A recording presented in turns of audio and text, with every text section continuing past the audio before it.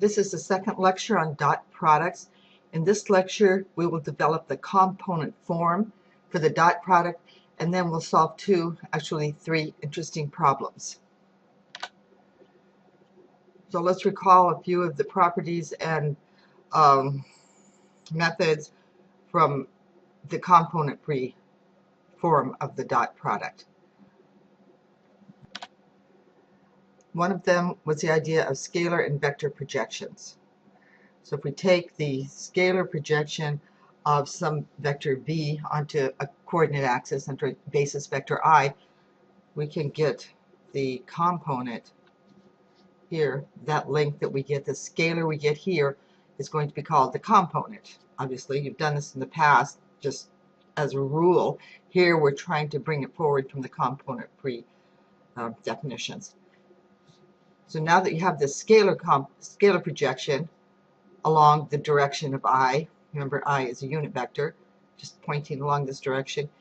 Now we want the vector projection, and that involves only multiplying I by Vx. That gives me a vector. It happens to be in the I direction, but it's a vector. Of course, we can do this for any of the coordinate axes. V dot I giving us Vx, and similarly V dot J for Vy, and whoops, that should be K. I'm sorry, let me fix that right now. V dot K for Vz. And now we have the components in all three directions, but we need vectors. To make them into vectors, we multiply by the unit vector in that direction. And now we can write the vector in component form. So if we weren't able to do this, we couldn't put it together because a vector can't equal the sum of scalars. Now we're going to make use also of the orthogonality of the basis vectors. Remember, they're all mutually orthogonal, which means that their dot products are all 0. Okay, and we know they're unit vectors, so their magnitudes are 1. And we take the magnitude by taking the dot product. Here's the general form for the magnitude. Magnitude of the vector v is the square root of v dot v. Of course, square root of 1 is 1. And we'll need a few of the properties of the dot product. Of course, the dot product is commutative, meaning you can multiply the vectors in any order, dot them in any order, and get the same result. It's distributive over this addition here, and that's going to be very handy. It will allow us to FOIL, essentially. And then it's associative with respect to scalars. So we can remove scalars. If we have an alpha here, we can put it out front. So here's the dot product with components. We start off by writing it out. So u dot v, we'll write u and v in terms of components, and without loss of generality, we're going to just use a two-dimensional vector. Then we'll use the distributive property to FOIL this. We'll do something similar with cross product when we get to cross product. Okay, so if we FOIL it, then the first term is going to be right here, ux times unit vector I times vx times unit vector I. With the associative property, we can remove the vx and the ux and the vx and put them in front, and now we have the dot product of I dot I, and then we look at the others. Okay, I dot I, we know that's 1. I dot j is 0 because they're orthogonal. Well, j dot I is also 0, and j dot j is 1. With that, we have now the component form for the dot product. We notice it's scalar, so we don't see any I, j, and k in there, and they shouldn't be there, of course. Many times this is not worked out. Instead, it's taken as a definition. This is taken as the definition of the dot product. It's done that way sometimes in trig, but we now know it in a little more generality.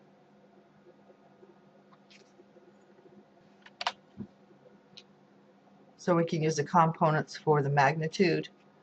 Magnitude of a vector is square root of b dot b. Well, b dot b would be bx squared plus by squared plus bz squared. And the angle between the vectors here, just in for two-dimensional vectors, I've written out the components. There's no reason not to extend this to three-dimensional vectors.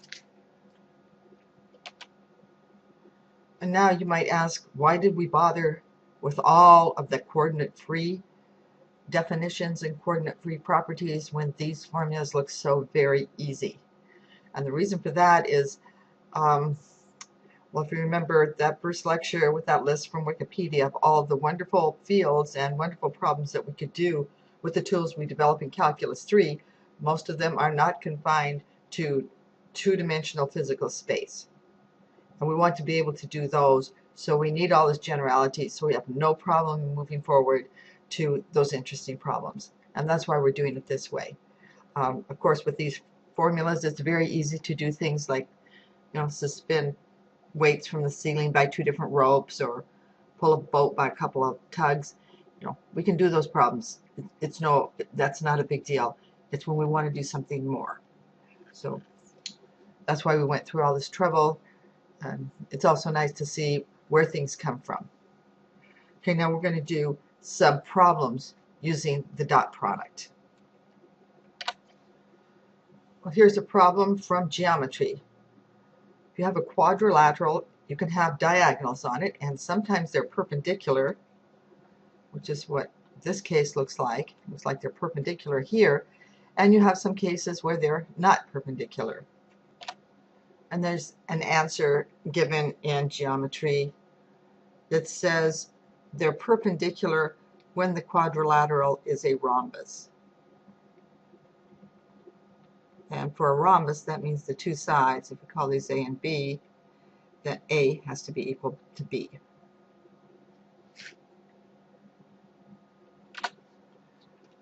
So we can calculate that result, derive that result using vectors.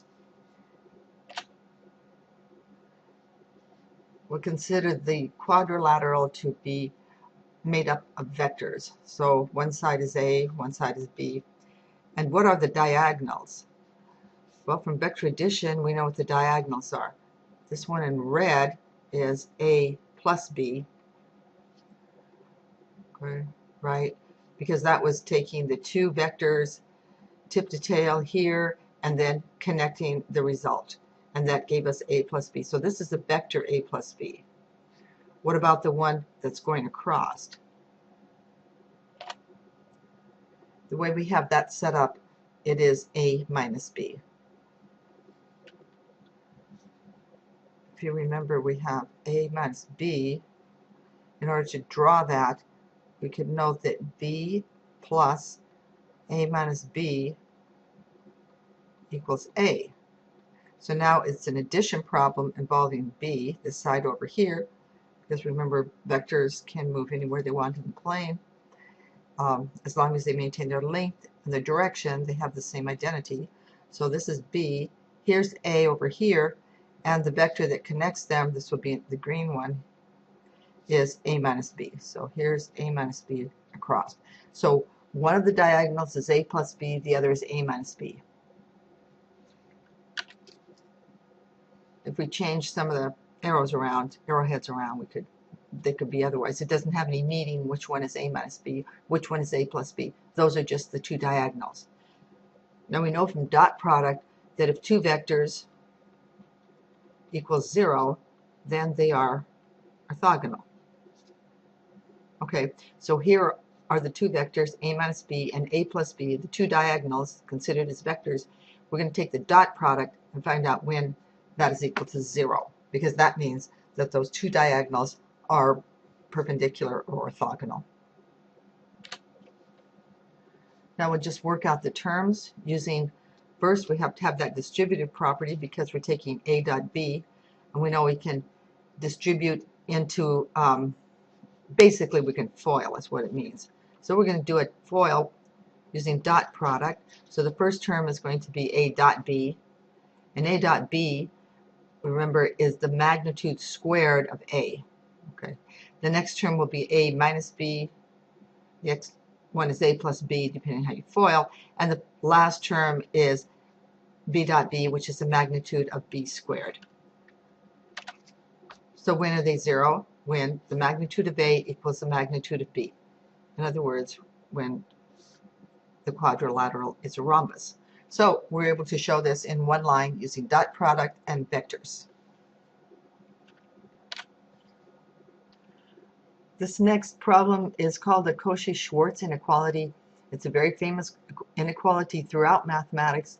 As you go up in mathematics into higher classes, you're going to encounter this. And this is what it looks like. Right here. Here's the Cauchy-Schwarz inequality, that the dot product between b dot u is less than or equal to, the magnitude of that is less than or equal to the magnitude of v times the magnitude of u. Okay, so this is just another one-liner when we're considering vectors. If you have something more complicated, there's some longer proofs, but this will suffice for what we're doing here. What is the basic definition of the dot product? P dot u equals the magnitude of v times the magnitude of u times the cosine of theta. Well, cosine of theta can vary between what? 1 and 1. So the maximum is going to be 1 and negative 1. The maximum is going to be is 1. So this has to be less than or equal to the magnitude of v times the magnitude of u, and we just proved it. Okay, that's done. When is it equal? We always say, well, okay, we know it's less than or equal to, but you kind of want to know when it's equal. All right, it's going to be equal when the vectors are either parallel or anti-parallel. It's also going to be equal when one or both of the vectors is 0. One or both. Okay, there's your Cauchy-Schwarz inequality. We will use this result to prove the triangle inequality, and that's what we're going to do next. The triangle inequality, it's written like this in terms of the lengths of the sides of a triangle. All right, so if the hypotenuse, the a plus b is going to be less than or equal to the magnitude of a plus the magnitude of b. And that's what's written. Okay, but let's consider all the sides to be vectors. So we have vector a plus b is less than or equal to the magnitude of a plus the magnitude of b, and this is what we want to show. I should write up here what we're trying to show, because that ended up, there wasn't enough room here. So we have, whoops, sorry. I've got a plus b, I'll just use that, is less than or equal to these are really magnitudes, but that's what we're going to try to show. So we're going to take this left-hand side, here's the left-hand side, and we're going to square it. So when we square it, what is the square of the magnitude? It is just the dot product between those two terms. So we work this out using, again, that distributive law. It's a good thing we have it. We have a dot a here, which is the magnitude of a squared. The last term is going to be b dot b, which is the magnitude of b squared. The cross products, the two are equal, and it's 2 twice a dot b. Now we're going to go call upon Cauchy-Schwarz that we proved a few minutes ago to say that a dot b is less than or equal to the magnitude of a times the magnitude of b. We need to do this in order to get to a point where we can take a square root, because we've dumped the magnitude signs on the left-hand side of the Cauchy-Schwarz, which you can see either it's going to be a positive result, in which it holds without the magnitude signs, the magnitude of it, or it's going to be negative. Okay, it should hold anyway, right? So there we go. We can just pull those off. Now, substituting that, we have magnitude of a squared plus 2 times ab plus b squared, which is the square of the magnitudes of a plus b. At this point, we can take the square root, and here we have what we're trying to prove. We can put that right there. Okay, so what do? We started with vectors that are just directed line segments in space. They can move anywhere they want it. They're just a segment, just like you would. This is how you would treat a force vector or a velocity vector. You don't tie it to the origin. When it's tied to the origin, remember, it's called a position vector, and then you can assign certain coordinates and that to it. All right, we derive from that all kinds of things about scalar multiplication of the vector, the length of the vector, angles between the vectors, what it means to be orthogonal, because we now have a dot product.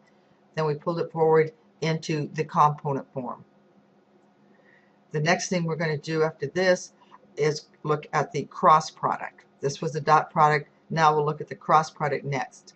Remember, you have scalar multiplication, which gives you a vector that's either long or shorter, and is either in the same direction or in the opposite direction if the scalar is negative. You have dot product. The dot product between two vectors, think of it as a projection, and the result is a scalar.